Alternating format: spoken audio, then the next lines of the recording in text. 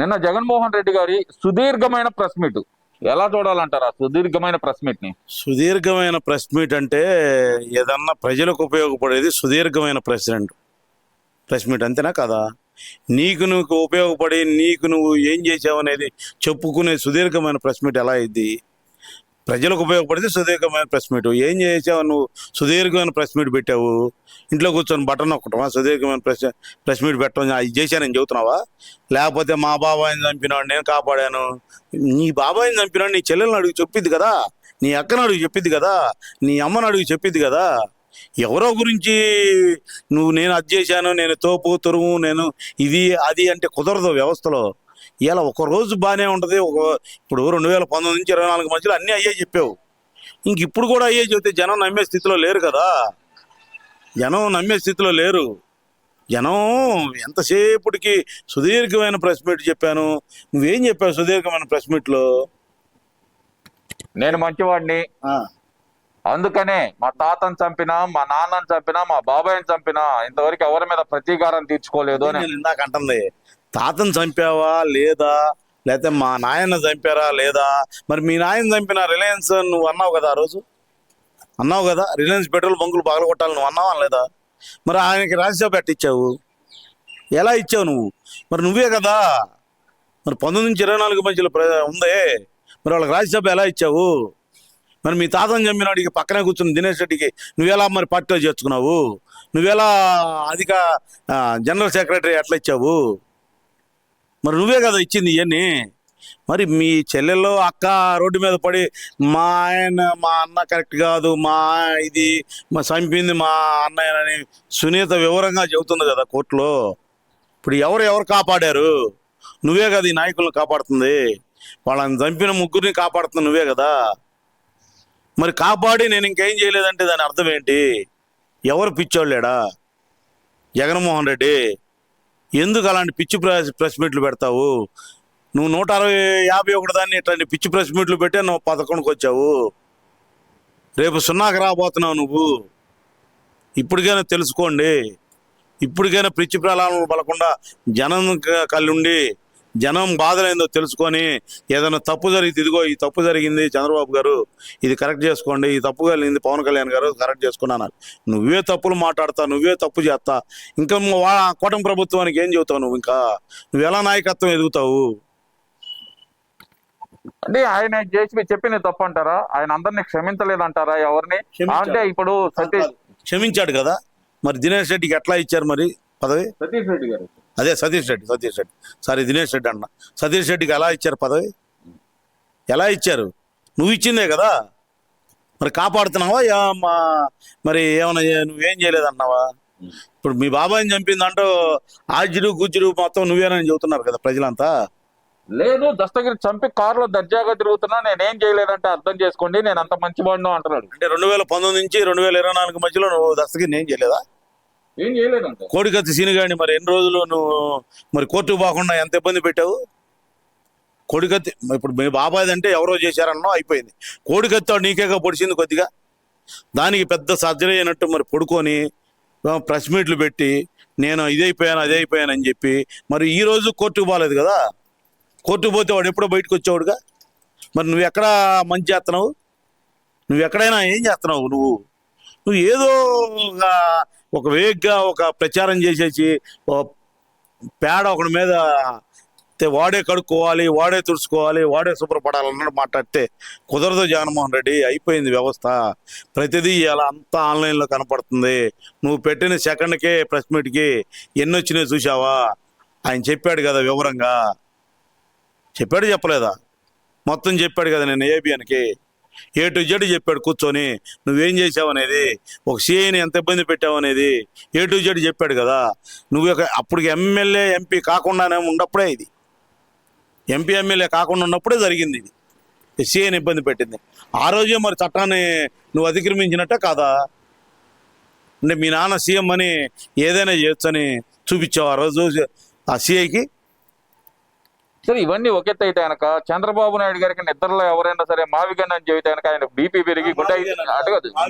పెరిగి గుండాకి చనిపోతాడు ఆయన అంటున్నాడు కదా. మరి ఇప్పుడు మావిగన్ అంటే చనిపోతాడా, అమరావతి అంటే చనిపోతున్నాడా అనేది కనపడతానే ఉంది జగన్మోహన్ రెడ్డి. నీకు అమరావతిని బాబు గారు పలుకుతుంటే నీకు వణుకు పుట్టి గజగజ గజగజ లాడి ఇలా పనికి మాలిన పేరు ఒకటి పెట్టి నువ్వేదో పెద్దగా ఏదో సృష్టించినట్టుగా 2019 నుంచి 24 మధ్యలో ఎందుకు పెట్టలా పేరు? అప్పుడు 3 రాజధానులు ఉన్నాయి. అది అంటే మీ ఇష్టం వచ్చినట్టు మార్చుకోవటమేనా? అంటే మీ ఇష్టం వచ్చినట్టు చేయటమేనా పాలన? అంతేనా? అందుకనే కదా 151 నుంచి 11కి వచ్చింది. ఇట్ట చేయబట్టే కదా నువ్వు, అవునా కాదా? ఇట్ట చేయబట్టే 11కి వచ్చావు. ఇప్పుడు ఆయన అంటుంది ఏంటంటే కనుక, నాకు ఇక్కడ ఒక ప్రెస్ మీట్ లో నిన్న ఒక వాళ్ళ పార్లమెంట్ లో అంట దీని గురించి ఏదో మాట్లాడారంట. 5 సెప్టెంబర్ 2026 పార్లమెంట్ మాట్లాడేశారంట.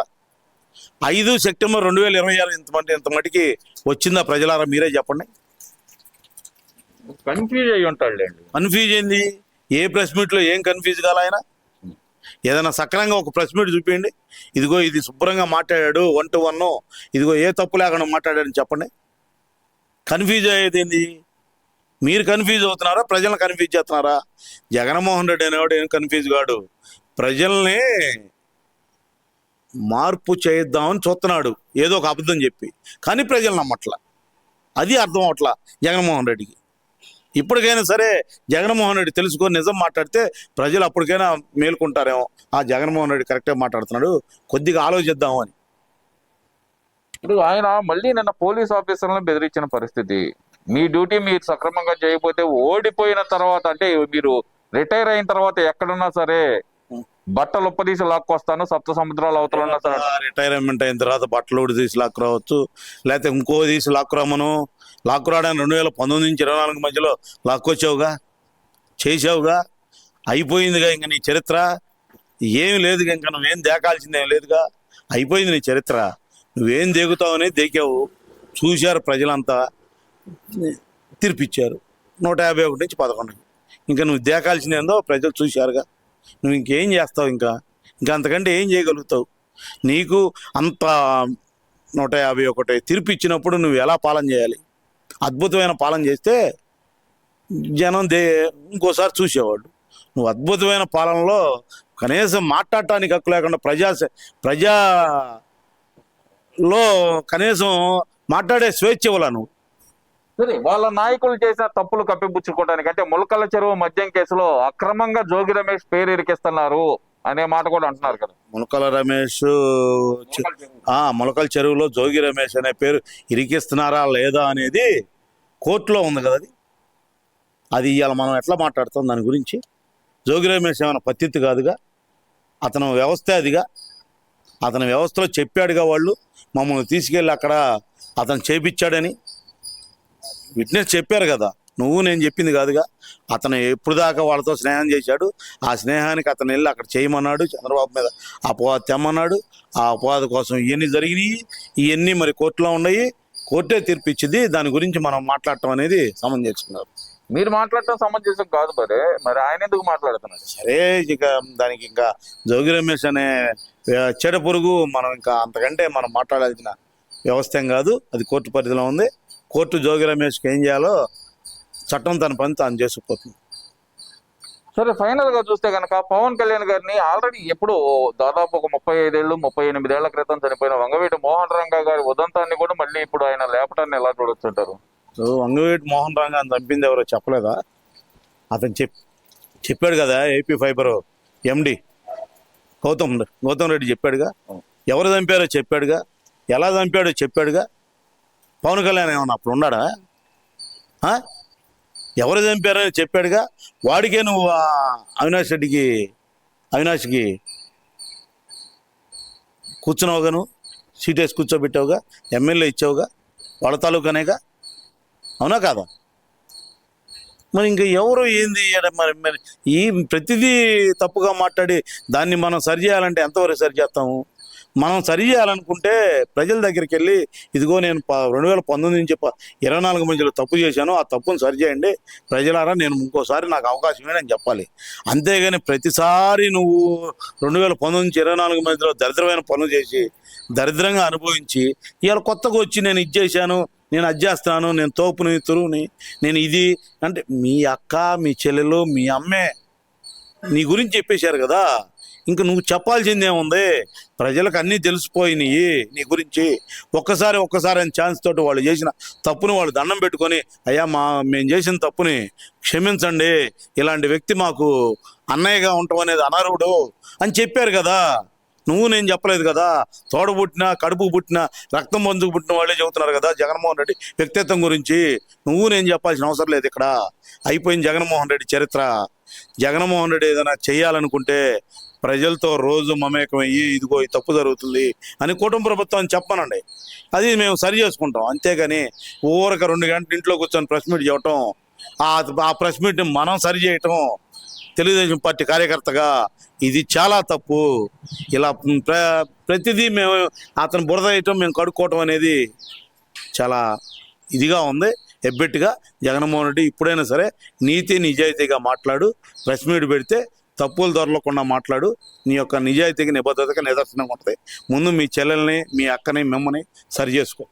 ఈ వీడియో నచ్చితే లైక్ చేయండి. అలాగే మా ఛానల్ ని ఫస్ట్ టైం కనుక చూస్తున్నట్టయితే ఇప్పుడే సబ్స్క్రైబ్ చేసుకుని పక్కనే ఉన్న గంట సింబల్ ని యాక్టివేట్ చేసుకోండి. అప్పుడే మేము పెట్టే ప్రతి వీడియో మీకు నోటిఫికేషన్ గా వస్తుంది. అలాగే ఈ వీడియో పూర్తిగా చూసినందుకు ధన్యవాదాలు.